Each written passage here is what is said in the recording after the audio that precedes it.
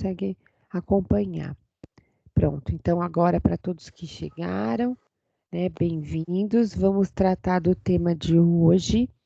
Hoje a gente tem um tema muito importante, que é a ordem econômica, social e financeira.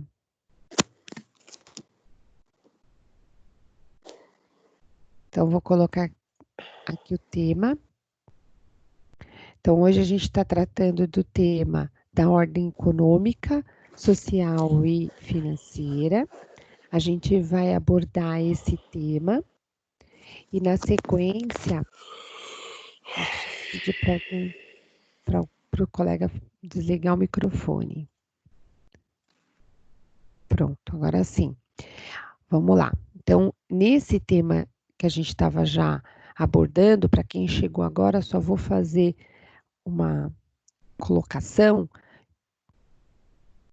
Então, a gente está tratando desse tema de ordem econômica financeira, falamos que se trata de um conjunto de normas constitucionais que regulam a relação monetária, trata que tem como objetivo organizar esses elementos, né?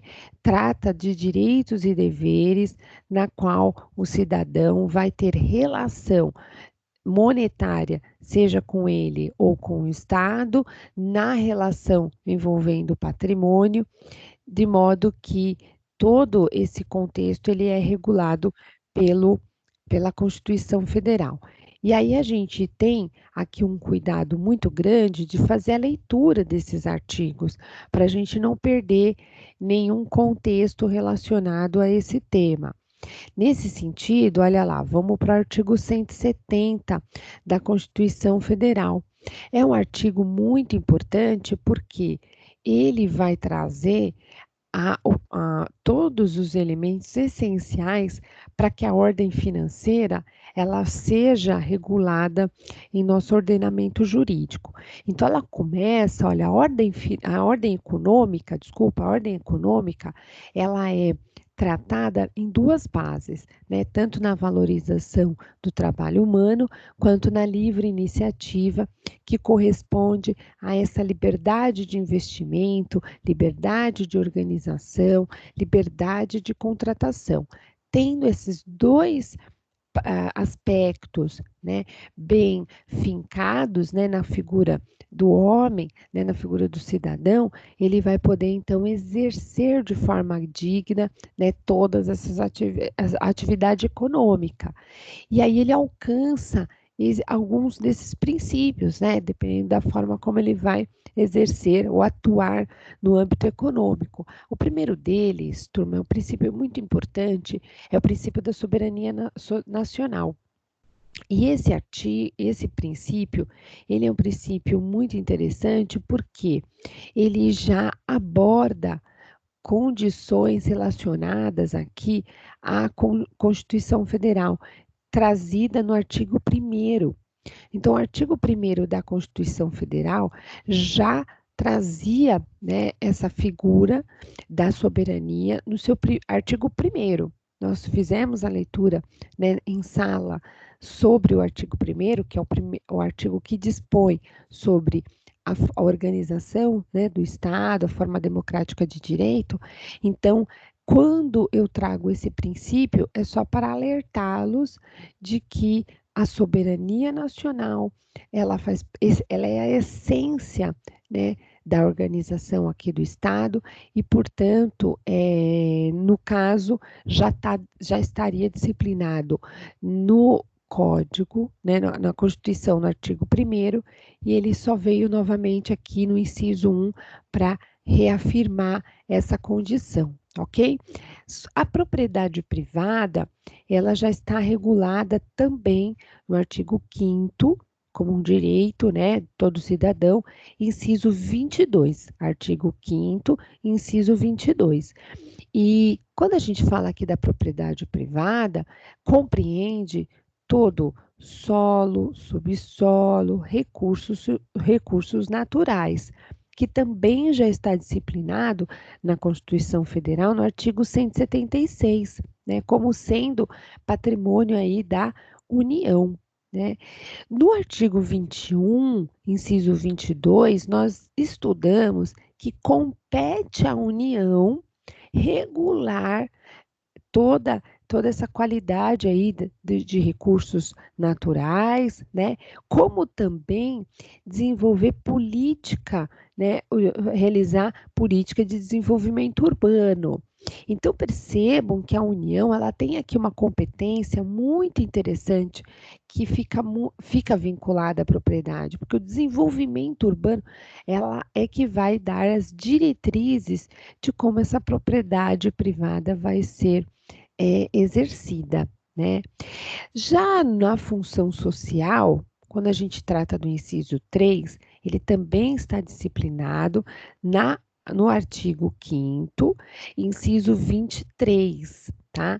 Só que além desse artigo, há também o artigo 182 da Constituição Federal, que volta a falar da função social. Eu estou passando esses artigos, depois vocês leem com calma. O artigo 182 volta a falar da função social da propriedade, e aí traz em consonância tudo isso os artigos seguintes, o 183, o 185, o 187, que vão tratar, né, desde essa propriedade, de como essa propriedade, no 182, por exemplo, a função social, para que a propriedade ela seja exercida de forma que todos na sociedade possam, né, usufruir melhor resultados aí para desse direito, né, de modo que a propriedade ela atinja a sua finalidade com relação à vizinhança, com relação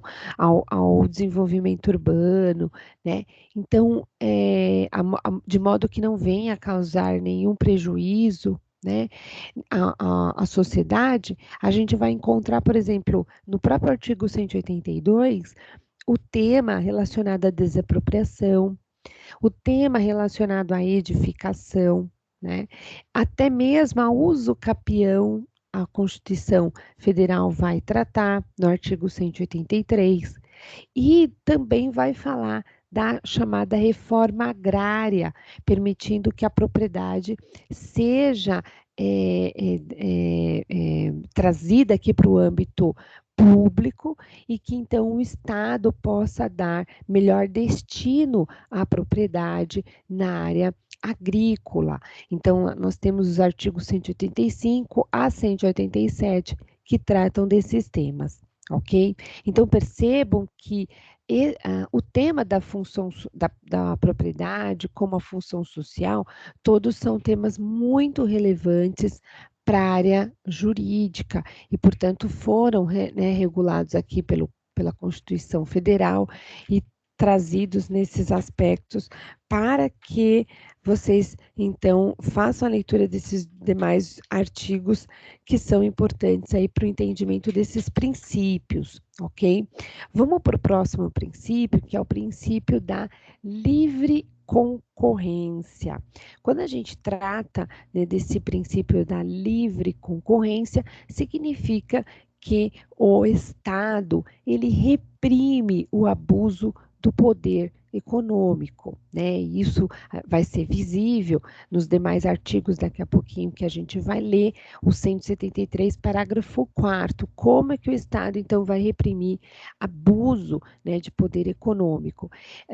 São casos, né, dos chamados monopólio, oligopólio, a gente traz aí algumas legislações como a lei antitruste, né? A Lei 8.884 de 94, a Lei 9.279 de 96. Então, são leis onde a gente tem, né, a lei recente agora do abuso, né, do poder econômico. Então, todas essas condições, né, justamente sobrepostas para que o cidadão possa exercer a atividade aí com livre concorrência, não tendo, né, nenhuma forma de abuso de poder econômico, seja por estrangeiros, seja por próprio mecanismos que existem na área econômica e que prejudiquem, né, o empresário brasileiro, ok? Nesse tema, a gente também está muito associado à livre concorrência, à defesa do consumidor, né? Porque se de um lado eu tenho o empresário, do outro eu tenho o consumidor, que passa também a ser, aqui com muito cuidado na nossa legislação, parte vulnerável nessa relação econômica. Por isso que o artigo 5º, inciso 32, vai fazer a preservação desse direito a todo indivíduo, né, na condição de consumidor, vai ter esse direito garantido. E a Lei 8.078 de 90, que é a nossa famosa lei, né, o Código de Defesa do Consumidor, vai trazer toda a abordagem aqui relacionada ao consumidor e a defesa deste, ok? Quando a gente fala aqui também da defesa do meio ambiente, nós vamos tratar daqui a pouquinho sobre esse tema no artigo 173, parágrafo 5º. Ele vai responsabilizar a empresa, né, dando aí, hoje a gente tem as empresas que abusam, né, ou que violam leis que atingem ao meio ambiente, são criminalizadas, tá? Então, esse também é um tema colocado lá no artigo 23, inciso 6 da nossa Constituição Federal. O tema seguinte, né, a redução das desigualdades regionais e sociais, é um tema também muito cuidado pela Constituição Federal, tanto que no artigo 3º, inciso 3, a Constituição Federal já regula, né, com muito cuidado esse tema.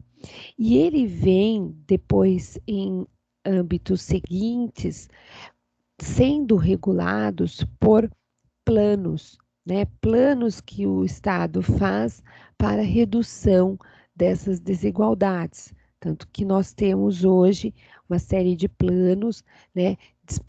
Seja para diminuir a miséria do Nordeste, seja para trazer áreas de impacto, né, de desenvolvimento econômico, justamente para áreas que não possuem, né, não são áreas, né, de metrópole, que não são áreas convidativas, né, para a área econômica. Então, o Estado faz planos para que essa ordem econômica chegue em outros estados, tá? Então, a gente tem Bolsa Família, então todos esses planos governamentais visam a redução aí de desigualdades regionais e sociais. O próximo tema é um tema muito peculiar, né? A busca de pleno emprego, né? E a gente tem aí de novo, né, o tema da valorização do trabalho, que vai se dar no artigo 7º da Constituição Federal como um direito de todo indivíduo. Então, assegurar esse pleno emprego é algo que tangencia, né, a valorização aqui do trabalho humano. E, por fim, o tratamento favorecido às empresas brasileiras, né? Aí de pequeno porte, portanto, a gente vai trazer o tratamento favorecido à micro e empresa de pequeno porte.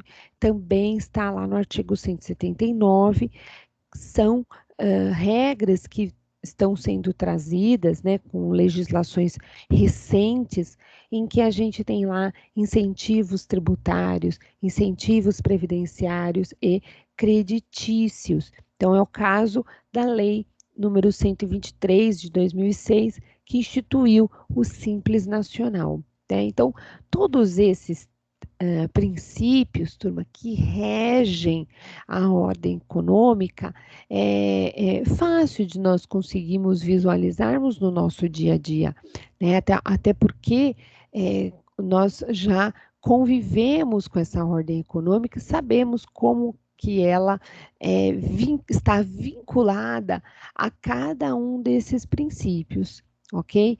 E aí, uma vez que a gente, né, convive, né, nós como seres humanos convivemos hoje com essa ordem econômica, muitas vezes passa despercebido, né, a livre concorrência, passa despercebida, né, a própria defesa do consumidor, mas nós sabemos que cada um desses temas que a gente acabou de desenvolver está regulado por lei, né? A gente tem garantias, a gente tem aí direitos sobre cada um desses princípios. Portanto, são eles que movimentam, né, a figura da ordem econômica.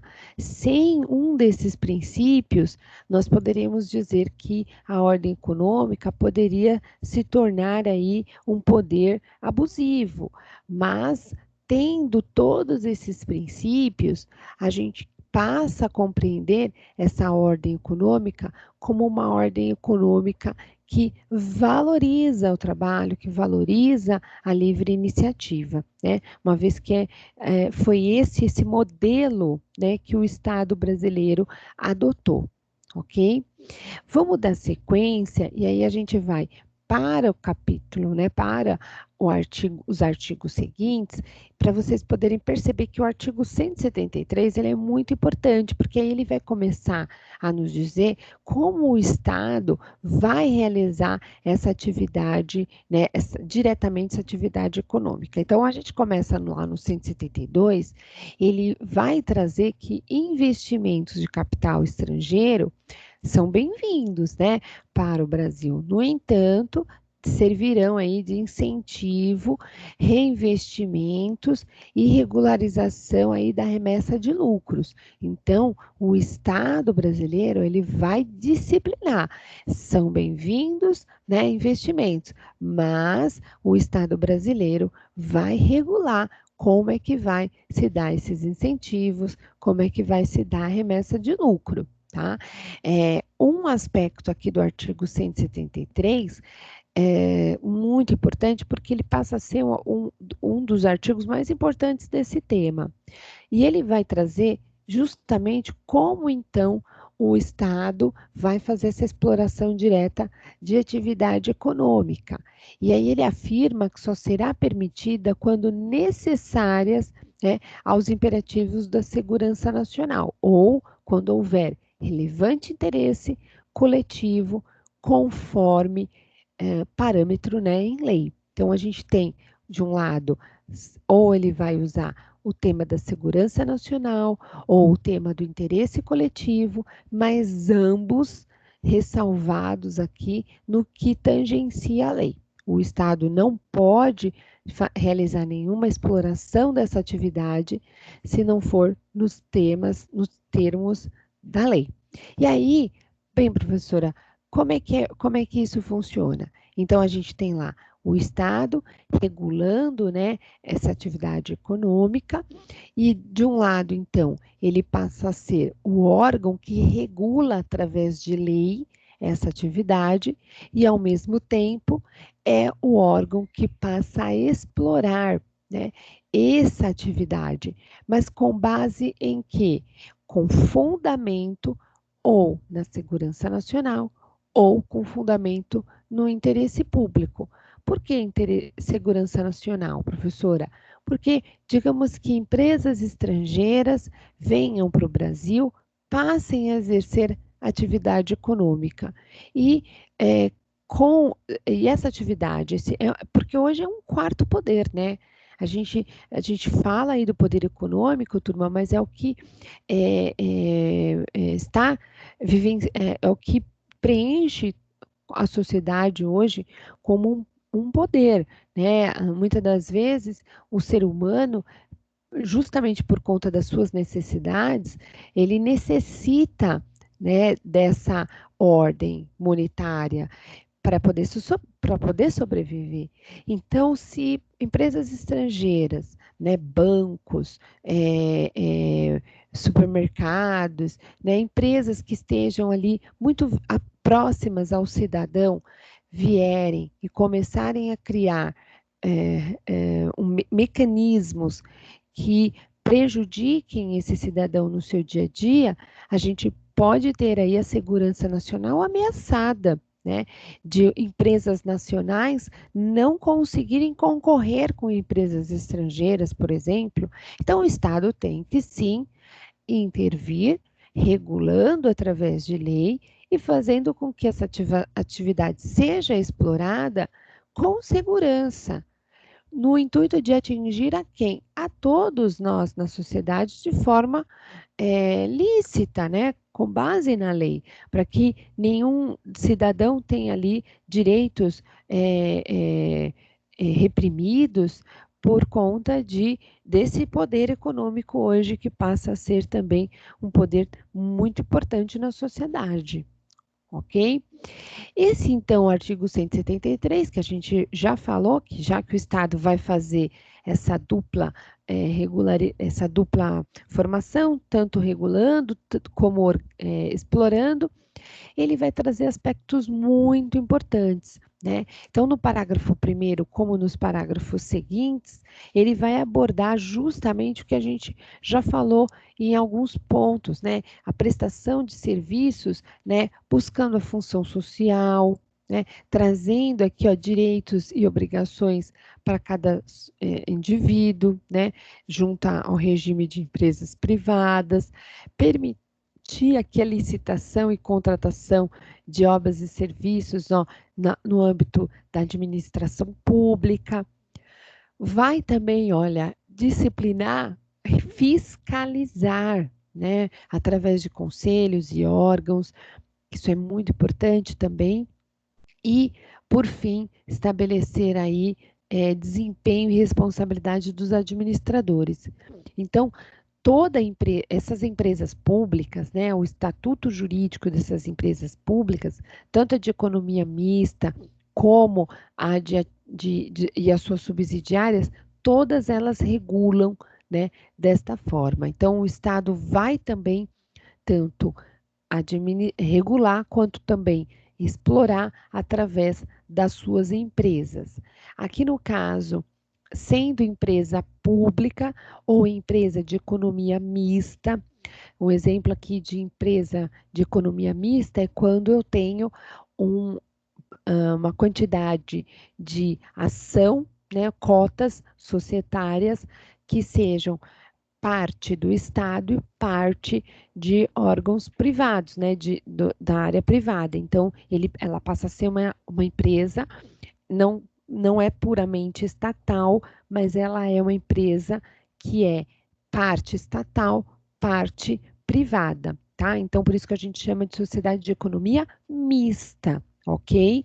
Então, a gente tem as empresas puramente públicas e as empresas, né, que têm essa economia mista. E elas também terão aqui privilégios fiscais, serão reguladas, né, aí pelo Estado.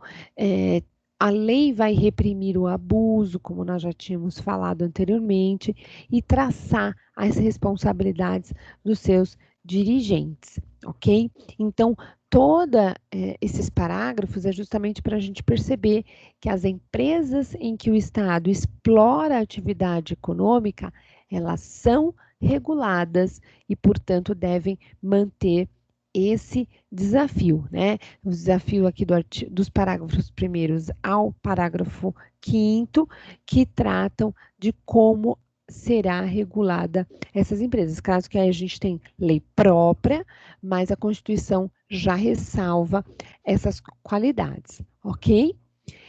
Então, a gente tem lá, de um lado, o Estado promovendo a atividade econômica e explorando diretamente, ele vai fazer através da chamada empresa pública e da sociedade de economia mista, ok? Foi o que disse os artigos aí 173, mas os anteriores também ressalvam essas qualidades. Tudo bem até aqui, turma? Dúvidas? Vamos então, na medida que eu vou explicando, pode me interromper a qualquer momento, precisando fazer uma pergunta ou dando uma pausa. Vamos seguir com o artigo 174 e seguintes. Olha lá, tivemos uma mudança recente, então o aluno tem que ficar atento, né? Aqui no sentido de que o Estado, na hora de regularizar a atividade econômica, ele vai fazer aí através de lei, através de atos de fiscalização, incentivo e planejamento, tá? Tanto para o setor público como para o setor privado. E isso vai se dar com todas essas condições, seja estabelecendo diretrizes e bases de planejamento desse desenvolvimento nacional, estimulando o cooperativismo, né, quem trabalha com cooperativas, né, e seus associados. O Estado também vai favorecer a organização da atividade de garimpo, né, porque a gente ainda tem hoje um Estado extrativista, né, que atinge aqui o meio ambiente, tem impacto na área socioeconômica. E, por fim, né, no que tange aqui as cooperativas, elas terão que ter autorização para concessão e lavra de recursos e jazidas, já que recursos naturais, nós já vimos, são bens da União, né? E, portanto, devem ter a autorização desta para que possam ter aí a concessão do Estado para a exploração dessas áreas, ok? O artigo 175, aí ele vai trazer que incumbe ao poder, aí diretamente, sob o regime, né, da concessão ou permissão, realizar essas licitações ou prestação de serviços. Então, como nós vimos aqui em cima, né, no parágrafo 4º, quando fala de cooperativa, a gente aborda a autorização do Estado para conceder esse tipo de atividade. E aí ele só ressalva, né, que em se tratando de atividades, prestação de serviço público, o Estado poderá fazê-lo através de concessão ou permissão. E nesse sentido, olha só, ele traz que todos esses temas o Estado vai então poder fazer esse regime de concessão e permissão. Então, isso vai acontecer, né, de caráter especial, através de contrato, ok? E atingindo direitos aí de usuários, políticas tarifárias e serviço adequado. Então, a exemplo, a gente tem as nossas rodovias, né? As nossas rodovias, algumas delas, em alguns quilômetros, né? Tem faixas territoriais em que eu tenho lá mecanismos de concessão. O Estado, ele concede, né, através de licitação, a possibilidade de empresas realizarem, né, a prestação desse serviço ao cidadão. Por isso que a gente paga lá uma tarifa, né, toda vez que você precisa ir de uma região a outra, você tem toda a via asfaltada, iluminada, né, com serviço de ambulância, com serviço de resgate. Então, tudo isso para manter um serviço adequado nas nossas rodovias, por conta desse regime de concessão, em que o Estado transfere a possibilidade do agente particular poder realizar, né, essa prestação de serviço a todos na sociedade, ok? Isso, estou citando aqui um exemplo, mas vale para outras áreas. A gente tem hoje, o que mais a gente vê hoje são esse regime de permissão e concessão. E talvez para muitas áreas seja a solução, né? Uma vez que o Estado não tem condições de regular, né, e passar a ser o grande como exercer essa atividade de forma direta, né? Então, o Estado hoje que já tem tantas funções, né, tantas atividades, talvez em algumas delas a gente vê sucesso nesse regime de concessão e permissão. E em outros, pelo contrário, né, a gente acaba vendo contratos, muitas das vezes, que dão muita margem para que essas empresas possam usufruir, né, anos e anos aí de benefício e sem, né, uma regulamentação mais rígida, dando aí uma possibilidade muito avançada dessas empresas poderem ter lucros exorbitantes, né? Então a gente acaba nem sempre visualizando um favorecimento aí nesses regimes de concessão. Tudo bem, turma? Tranquilos até aqui? Alguém quer fazer alguma observação? Esse tema é muito interessante. Acho que valeria a pena, né, a gente, de repente, fazer alguns comentários na sequência.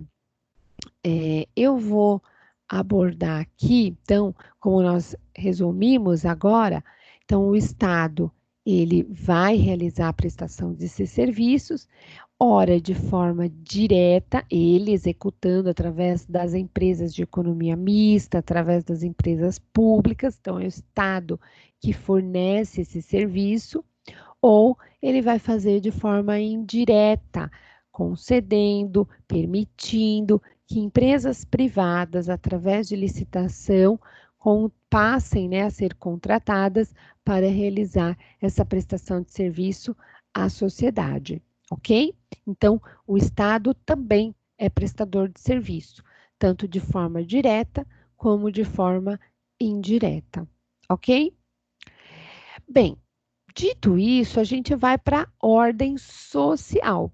Já falamos então da ordem econômica, já falamos da ordem financeira e agora vamos para a ordem social. E eu já trago aqui o artigo 193 da nossa Constituição Federal, que vai trazer essa premissa muito importante para nós entendermos o que é a ordem social. Então, ela tem como base o primado do trabalho e como objetivo o bem-estar e a justiça sociais. Então, percebam que para a gente trabalhar a finalidade dessa ordem social, a gente trabalha, então, o bem-estar e a justiça social. Então, todo esse conjunto de normas que visam, né, regram, né, a ordem social, elas têm a intervenção aqui do Estado nessa prestação de serviço, justamente para que sejam atingidas essas finalidades, o bem-estar e a justiça social, ok?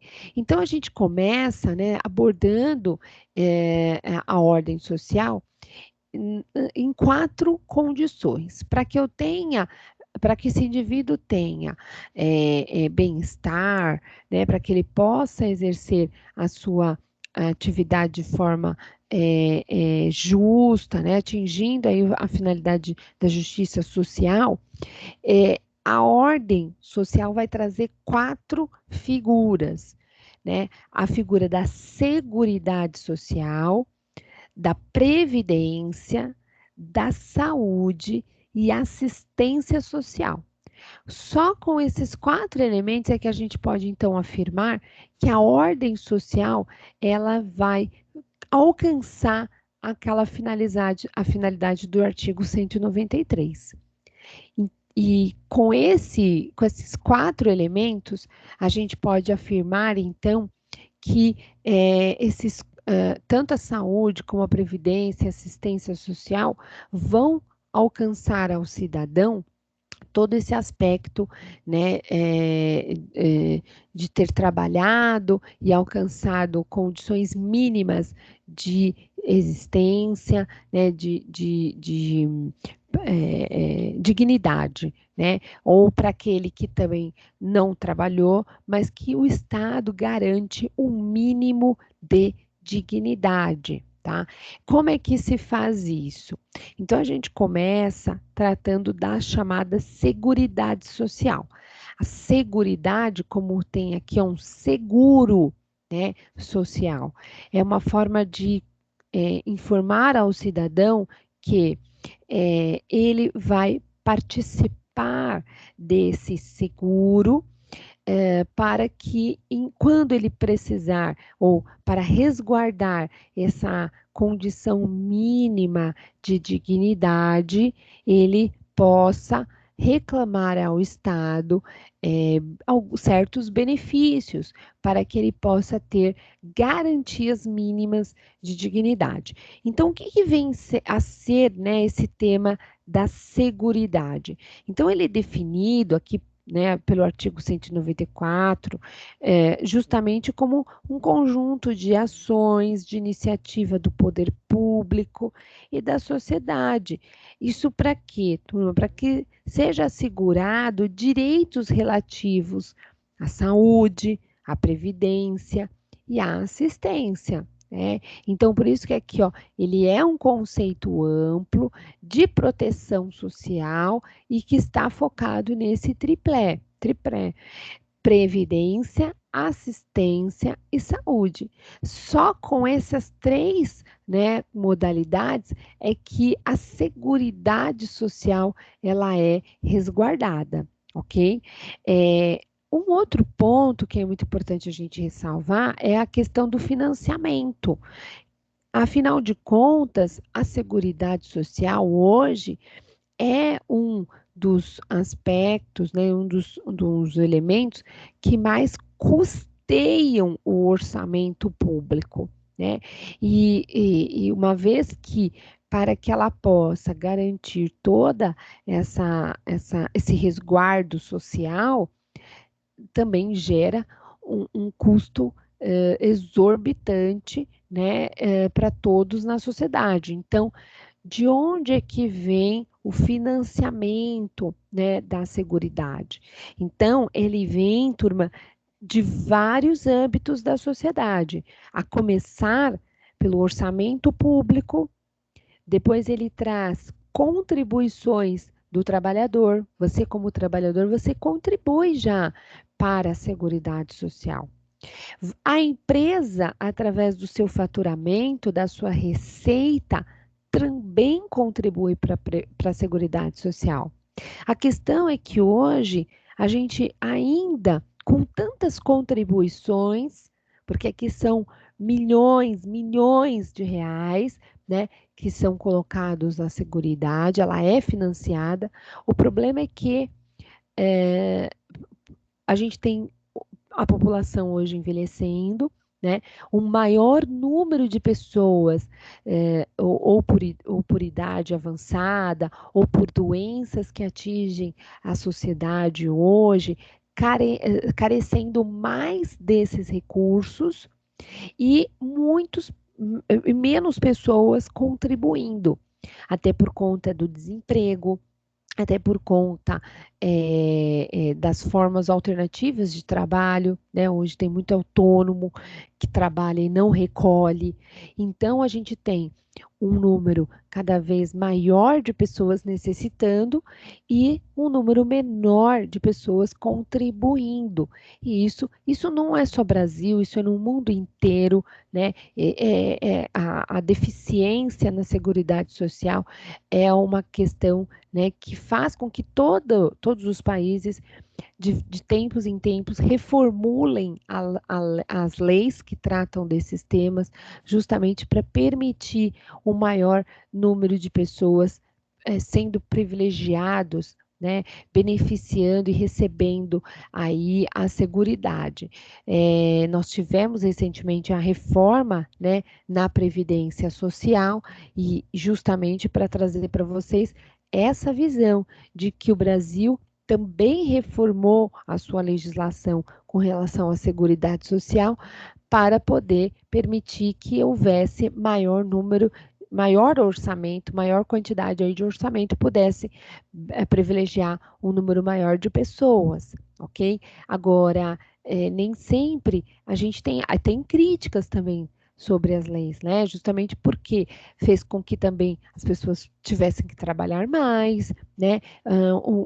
A quantidade aí, a idade de trabalho foi elevada. Então, isso acontece no mundo inteiro. A gente também tem que entender que são atos para que permitam o maior número de pessoas sendo beneficiadas. Agora, quando a gente fala, no mundo inteiro houve essa reforma, mas o Brasil não é o mundo inteiro, né? A gente tem aí diversidades sociais, nós temos diversidades internas, que são, né, a própria prestação de serviço, que é diferente de uma Alemanha, que é diferente de uma Suíça, né?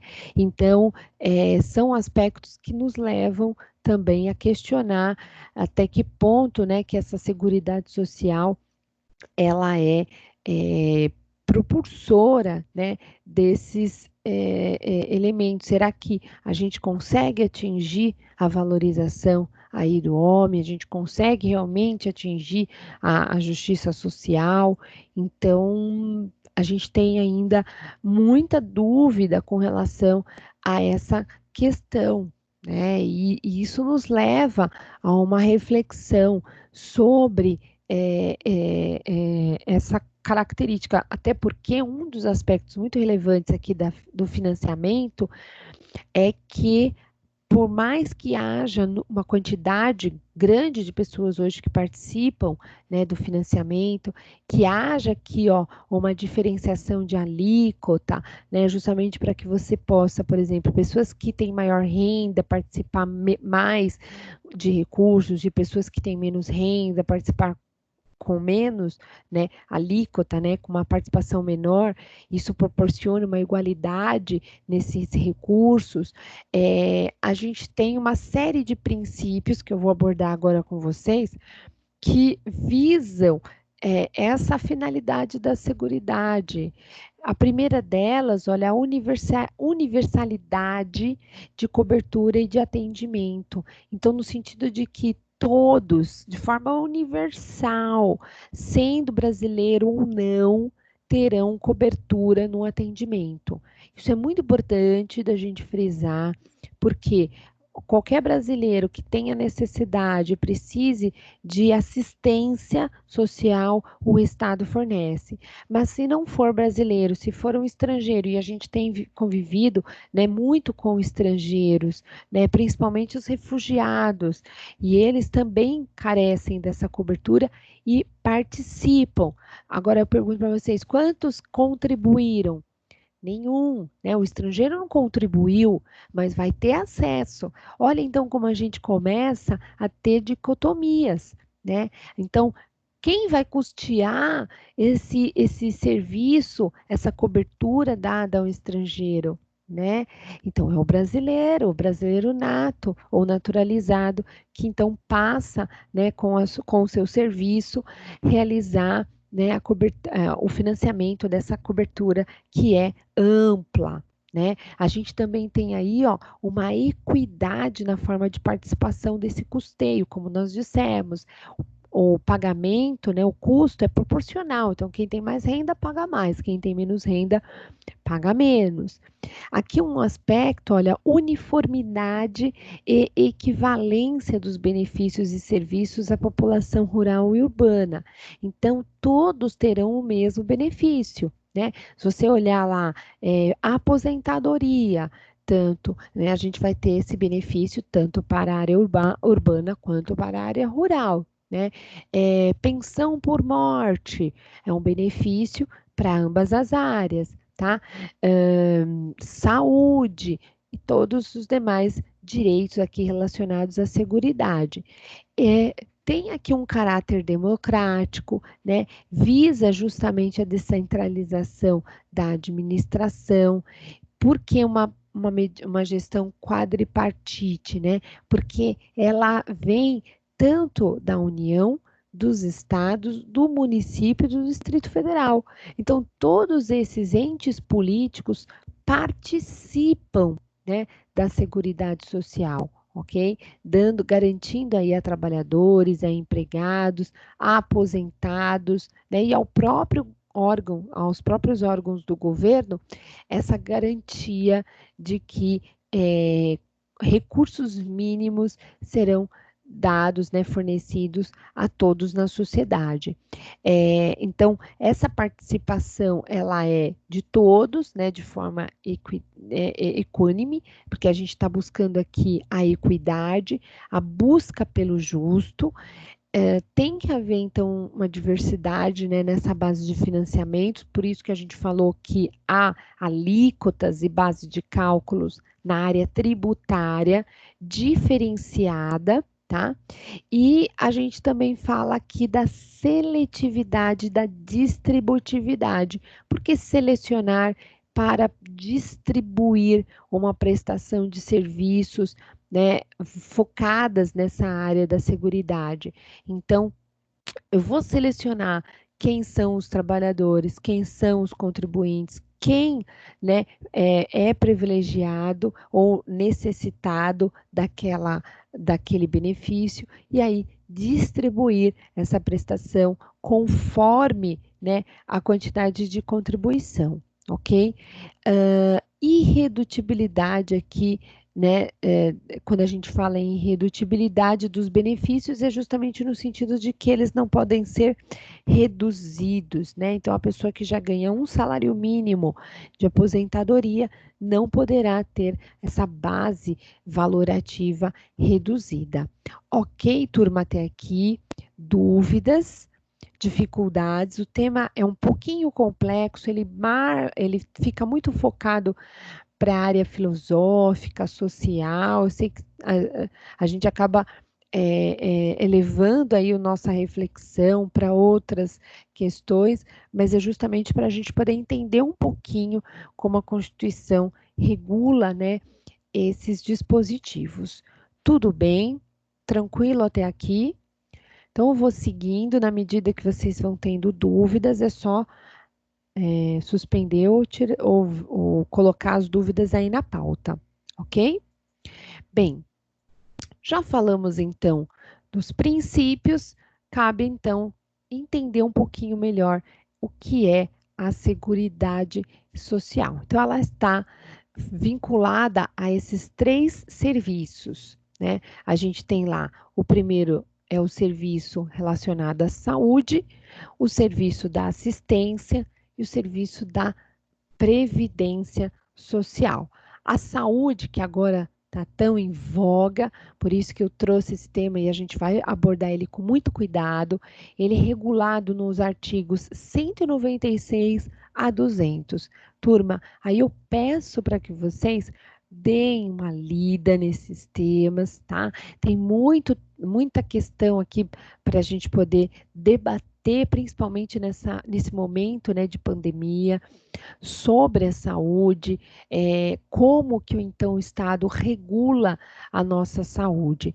Então, a gente tem 3 pontos muito importantes que a gente vai daqui a pouquinho abordar melhor.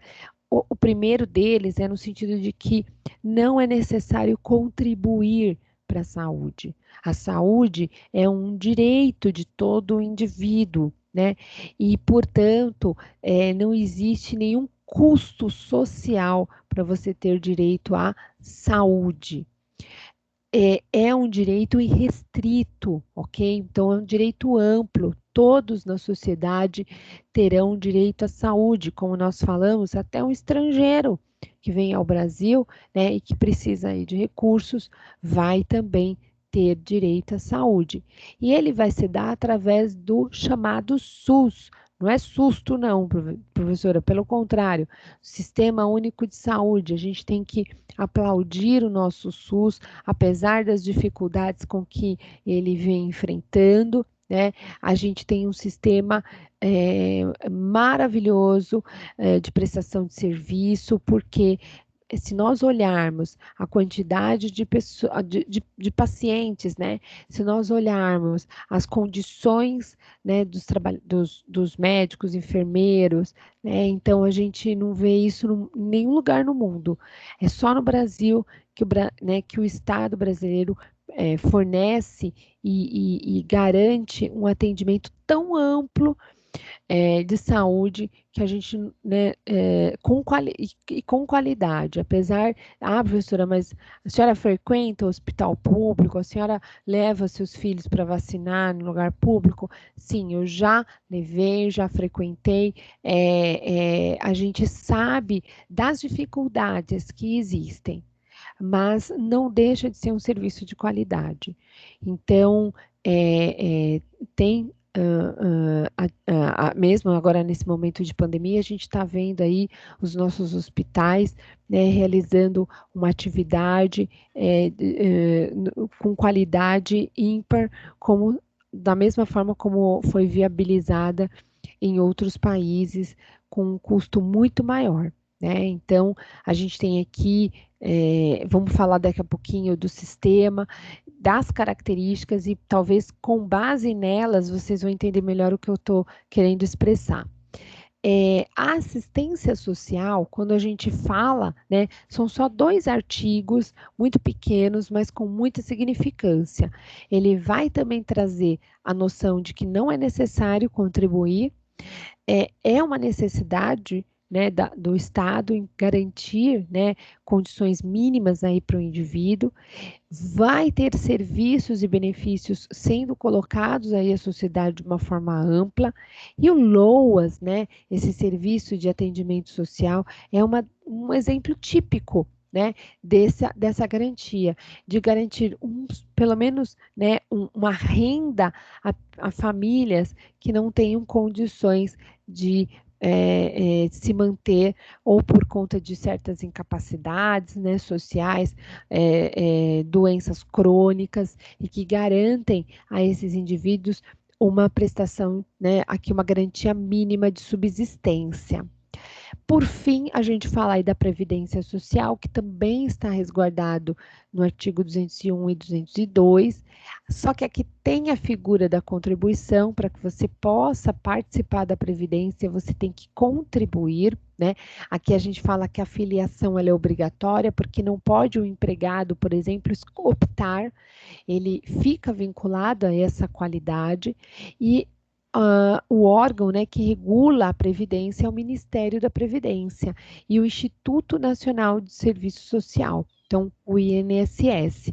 Então, com base nesse estudo preliminar, a gente chega à seguinte conclusão, olha só, que a Seguridade Social, esse conjunto de ações, de iniciativa, né, do poder público e da sociedade, destinada a garantir, direitos previdenciários, direito à saúde e direito à assistência social. Só que enquanto que a previdência é garantida só aqueles que a contribuem, por isso que tem que ser contribuinte, né? Vocês já ouviram falar desse termo? Quando você entra lá no INSS, quando você reclama um direito previdenciário, a pergunta é: você contribui? Porque se você contribui, você terá direito à previdência. Mas se você não contribui, você precisa ser contribuinte e precisa ter um período mínimo de contribuição para você poder ser resguardado aqui pela Previdência. Já os 2 outros direitos, não. Olha só, a saúde é destinada a todos, independente de contribuição. A assistência só para os necessitados, tá? Até porque quem não necessita não precisa, não vai fazer uso da assistência.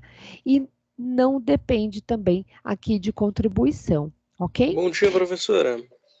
Diga. Tudo bom? Tudo. Eu fico com uma pequena dúvida. Você saberia me informar quanto tempo que estabelece para contribuição à Previdência Social? São quantos anos? Então, aí depende, né, do benefício, né? Eu não trabalho na área da previdência, não sou advogada previdenciária, mas eu tenho conhecimento de que a legislação ela vai estabelecer uma quantidade mínima, né, para que você possa receber esses benefícios, né? Então, eu não sei se são 8 anos de contribuição para que você. É que eles não usam esse termo, tá? Também tem esse Ah, sim. detalhe, eles não usam, eles falam período, né, de contribuição, eles não usam bem a expressão anos, né? Eles falam mensalidade, precisa ter 100 e poucas mensalidades, que aí Entendi. corresponde a mais ou menos a 8 anos de contribuição. Perfeito, professora. Obrigado, viu? Seria o mínimo para ele poder receber aí uma aposentadoria proporcional. Então, claro que em alguns outros benefícios ele precisa ter um período maior de contribuição, né? Mas aí, conforme o período que ele contribui, aí ele vai poder receber proporcional também. Entendi, professora. Obrigado, viu? Imagina. Então, vamos abordar cada um desses temas, não é abordagem específica, até porque aí só através das matérias, né, vocês teriam direito previdenciário para tratar da previdência, a gente nem teria condições de uma aula só falar de todo o direito previdenciário, né, aqui é só uma abordagem da seguridade, e a previdência, o direito à saúde e assistência, ela vem, né, nesse conjunto de ações, ok? A gente começa com a saúde, que é um dos temas que eu particularmente gosto muito. Inclusive, o ano passado, eu escrevi um artigo sobre o direito à saúde, depois eu vou até disponibilizar para a turma poder ler. Eu abordei o tema em específico do RENAME, aquela Relação Nacional de Medicamentos, e como é a regulamentação desse órgão, como é que ele institui, né, essas regras. Então, depois eu até passo para a turma poder ler esse artigo, e que vem hoje a saúde sendo muito alvo, principalmente por conta da pandemia, mas já vem, né, sendo alvo aí de bastante questionamento, né? O direito à saúde que está lá regido, né, no artigo 196 da Constituição Federal, tem como parâmetro, né, aqui o Serviço Único de Saúde, no artigo 198, não sei se vocês estão vendo o slide, pera lá, deixa eu colocar novamente. Acho que agora sim, né? Então, reprisando, né, o direito à saúde que está lá regulado no 196, tem como parâmetro o Serviço Único de Saúde, o SUS, né? E ele é caracterizado justamente pela descentralização. Quando eu digo descentralização é porque a saúde ela é tratada tanto pela União, Estado, município e Distrito Federal, né, pelos entes políticos. Ela garante um atendimento integral, então desde um simples exame até uma cirurgia de grande, né, complexidade é garantido pelo SUS. E tem aqui toda a participação, né, da comunidade, no sentido de que todos integram esse direito, né, de modo que não há necessidade de né, de gerar uma contraprestação. A saúde ela é gratuita e universal para todos. Se a gente olhar, né, para o mundo como um todo, a saúde em outros países ela é muito cara. Até mesmo nos Estados Unidos, a gente viu aí nesse período de pandemia quantas pessoas que não tinham, né, esses recursos e, portanto, acabaram morrendo por conta, né, da dificuldade de ter acesso à saúde. Então a gente fala, poxa, mas os Estados Unidos, que é um país de primeiro mundo, né, um país que tem ali tantos benefícios, tem esse contraste, né, de não permitir saúde para todos.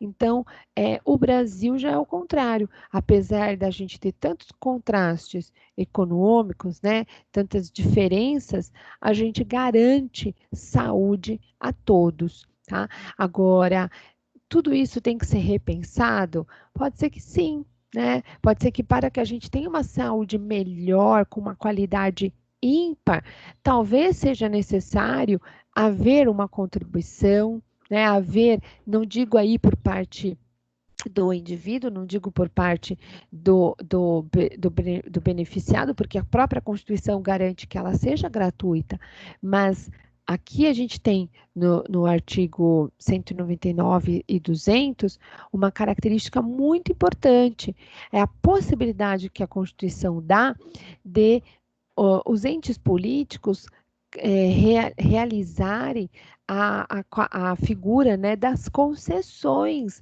das permissões. Lembra que a gente acabou de estudar isso agora há pouco? Então, se o Estado permite que, através de contratos de permissões, esses serviços que são de caráter público também sejam executados pelo plano privado, a gente, de repente, pode garantir uma saúde de melhor qualidade. E a gente tem visto isso, né? Parece que essa semana o Hospital Albert Einstein passará a fazer atendimento ao SUS. Então, e a gente vê o Sírio-Libanês, né, os hospitais particulares aqui na capital, já realizando essas atividades, né, de parceria público-privado. Talvez falar em melhora na saúde é levar para que empresas privadas possam também participar, né, de um custeio para a saúde. E isso me leva muito a uma reflexão de quando a gente, por exemplo, aborda, a gente vai falar desse tema mais à frente, na próxima aula, quando a gente fala da cultura. Se nós olharmos a cultura há uma década atrás, há 20 anos atrás, a cultura brasileira estava abandonada, né? Quando a gente olha a cultura hoje, a gente vê a Lei Renoir, né? A gente vê uma série de projetos que o Estado fez para alavancar a cultura brasileira. Por que também não fazer a mesma coisa com a saúde? Por que não proporcionar que, através de leis e incentivos privados, possam ter, né, gerar maior recursos à saúde? Então, talvez essa via alternativa de orçamentária, essa via alternativa de buscar recursos à saúde, possam permitir que a saúde tenha maior qualidade, né, e aí recursos para que ela possa ser fomentada. Um outro aspecto que também nos leva a uma tristeza muito grande é porque como o Brasil ele quase um continente, né? A gente fala que é grande, tem muita diversidade regional e acaba fazendo com que muitas das vezes esses orçamentos não sejam fiscalizados. Então, a gente viu a exemplo agora da Amazonas, exemplo de aparelhos que foram vendidos com preço, né, exorbitantes. Então, cadê a fiscalização para que esses instrumentos cheguem com um valor, né, de mercado correto, justo, em todas as regiões? Né? Então, a gente também tem o desvio de finalidade, o desvio, né, de verba pública. Isso também é um problema que o Brasil hoje enfrenta com corrupção, né, e lavagem de dinheiro. Então, quando a gente fala em saúde, são muitos mecanismos, então é muito difícil, né, a gente falar desse instituto só olhando a legislação. A gente sabe que por trás, né, de todo esse contexto legislativo existe uma falha do sistema com relação à fiscalização, uma dificuldade desses orçamentos chegarem em áreas que carecem mesmo de recursos. Então, entre a teoria e a prática, a gente sabe que existe aqui um distanciamento, né, do que realmente era para estar acontecendo. Não sei se vocês comungam da mesma opinião, mas a gente teria, né, tudo para ter aí uma saúde de qualidade. Temos, porque o SUS ainda faz muito por tudo que nós estamos abordando. Agora, poderia ser melhor. Poderia ser melhor. E aqui o próprio artigo, né, 198, só para relembrar, antes da gente sair do tema, fala justamente desse tema das endemias, tá? Então, por isso que eu falo, trouxe esse artigo justamente para a gente abordar, justamente no momento que nós estamos, né, vivenciando, a possibilidade de contratação de agentes comunitários a combate aí das endemias, como o Estado fez, né, lá em Amazonas, fazendo a contratação de pessoas, justamente, né, de estudantes que ainda não são formados médicos. A gente viu aí o governo federal fazendo esse pedido, né, e fazendo essa contratação. Então, está disciplinado, é permitido, está lá no artigo 198, parágrafo 4º, ok? Leiam esses artigos, é muito importante a gente entender todo esse panorama antes de falarmos em saúde. Todo esse contexto, ele precisa ser refletido, né, trazido aqui as diversidades regionais, as condições do Brasil, para que a gente possa falar em saúde. Até porque as endemias, né, que o Brasil convive, é diferente das endemias que os outros países. A gente tem aqui doenças muito específicas, doenças tropicais, como a dengue, né, a chikungunya, todas essas endemias que vêm gerando dificuldade, né, esse problema de saúde na população, ok? Vamos já falar, né, aí dos princípios, né? Então, quando a gente fala em SUS, tem alguns princípios que estão vinculados a essa compreensão. A primeira é de descentralização, como eu repeti, né? Tanto União, Estado, município, Distrito Federal participam. O atendimento integral, né, para todos, inclusive farmacêutico, médico hospitalar, então de uma forma ampla, desde um exame até uma cirurgia complexa. E a participação aí da comunidade, né, dos conselhos deliberativos que vão proporcionar, né, o serviço de saúde a todos. Tudo bem, turma? Vamos falar agora da Previdência Social. Ela está em 2 artigos apenas, 201 e 202, mas são artigos que vêm aí carregados, né, de uma série de informações. A primeira delas é que se trata de um regime geral, ele é obrigatório. Eu posso, professor, mas eu quero fazer, né, a prestação aqui, eu quero fazer uma previdência privada. Eu posso? Pode, né? Mas a obrigatória é que você participe da previdência social. Então, você que é trabalhadora, eu posso me eximir dessa contribuição? Não, ela é obrigatória. Você que é empresário, posso me eximir? Não, ela é obrigatória, tá? Então, vale para todos. Ela pode ser pública ou privada, como nós dissemos, ok? No regime público, é configurada através da Previdência, do Ministério, né, da Saúde, do Ministério Social aqui, Instituto Nacional de Serviço Social, o INSS. De forma privada, é possível através daquelas previdências que o indivíduo faz de forma particular. Geralmente, exemplo, né, a gente encontra as previdências bancárias, né, e outras de investimentos particulares. Pode haver ainda uma complementação dessa previdência? Sim, ela é de forma opcional, se a pessoa desejar alcançar tetos maiores, né, de recursos. Então, ela pode optar por recolher mais, contribuir mais, mas também, por outro lado, receber mais no momento em que ela carecer, ok?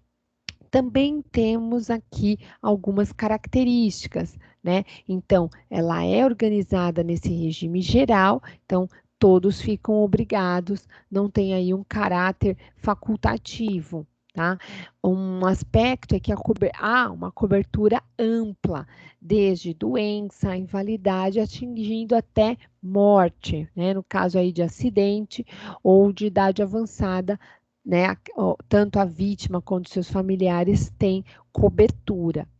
Também cobre a maternidade, o trabalhador desempregado, o salário família e o auxílio reclusão, né, que é fornecido aos dependentes do preso, tá? Então, preso, familiar do preso também é garantido salário, né, garantido aqui um benefício. E pensão por morte, no caso desse segurado vir a falecer. Ok? Então, os dependentes deste também passam a receber uma pensão, uma vez que esse, né, segurado era o mantenedor financeiro da família. Ok? Então, todos eles estão cobertos aqui pela Previdência. Agora, lembrando que para que você tenha essa cobertura, é necessário haver contribuição, tá? Então, aqui da mesma forma, o preso, a família só vai ter direito se o preso trabalhou antes, né? Ou tinha carteira de trabalho assinada, tá?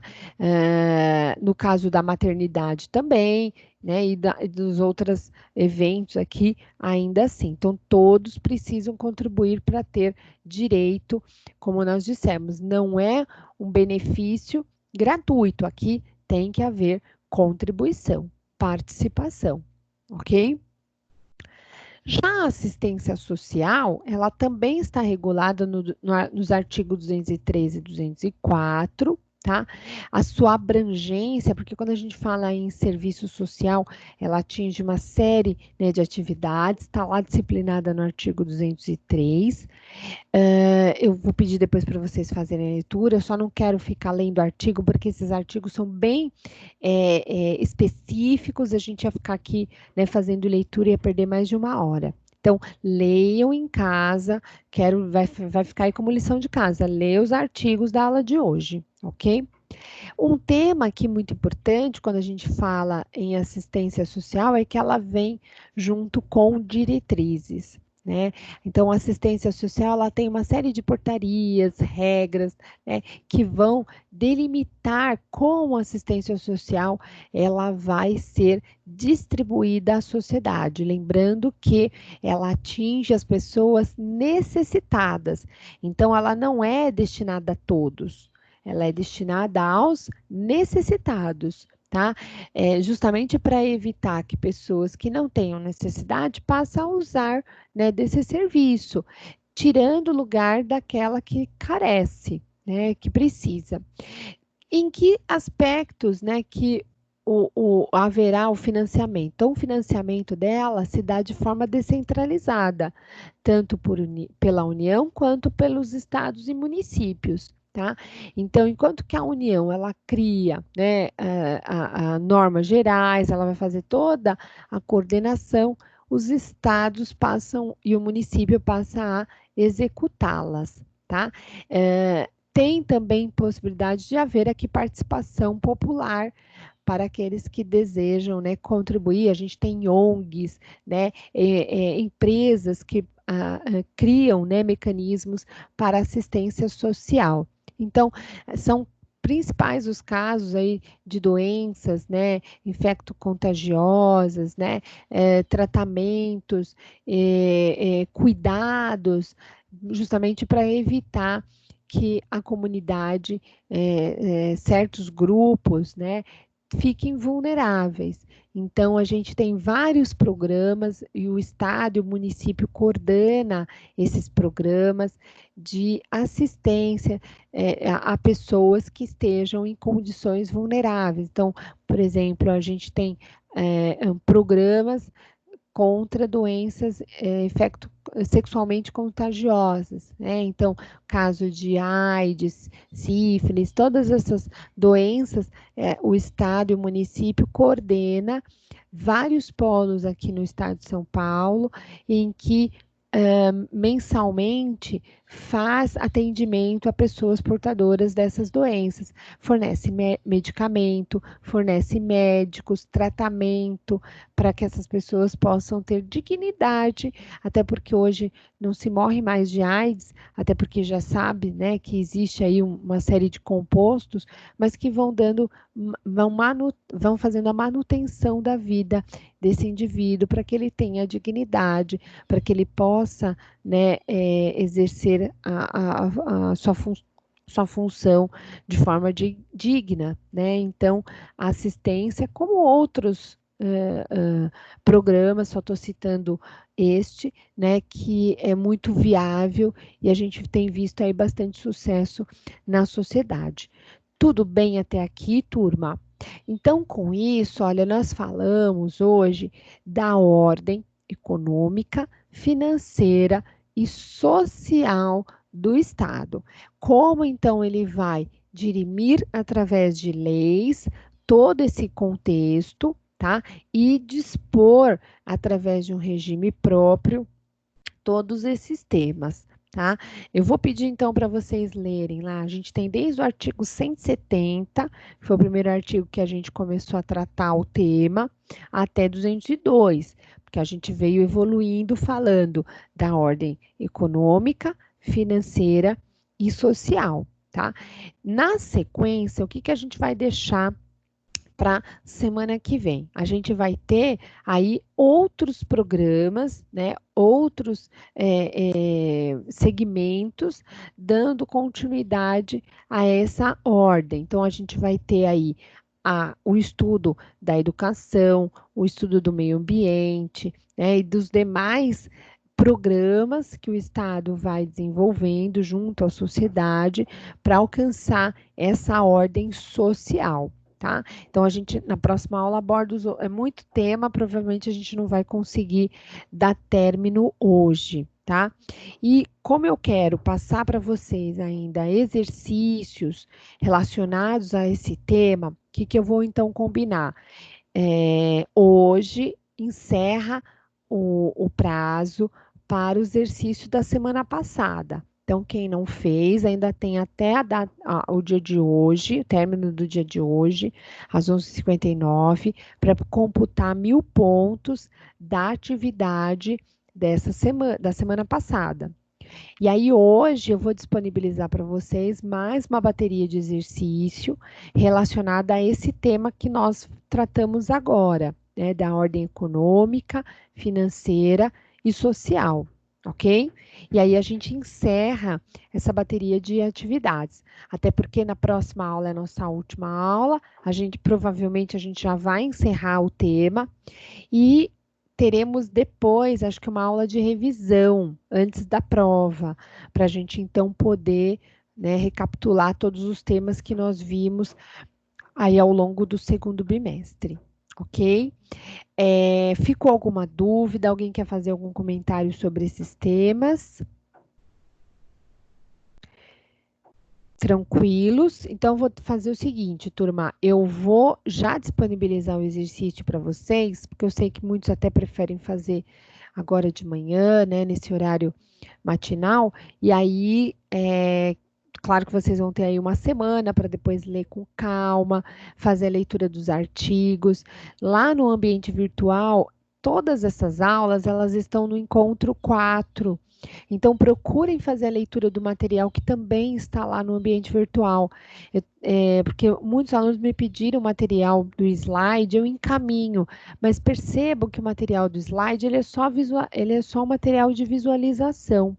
Então, eu peço para que vocês mantenham a leitura do ambiente virtual, que tem lá um conteúdo registrado, como também faço a leitura dos livros didáticos, né? A gente passou aí no início do curso a leitura dos livros de direito constitucional, a gente falou aí do professor Pedro Lenza, que seria uma obra que nós acompanharíamos ao longo do bimestre. Então, não deixem as leituras de lado, aprofundem, né, os temas aí com as leituras, até para que vocês possam conseguir também fazer os exercícios, ok?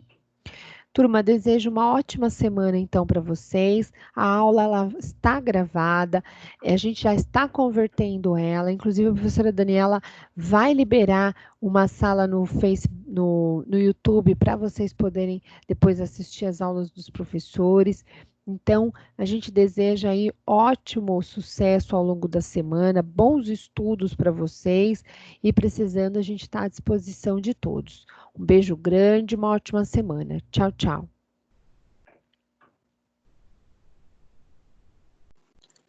Tchau, professora. Bom descanso. Obrigada, professora.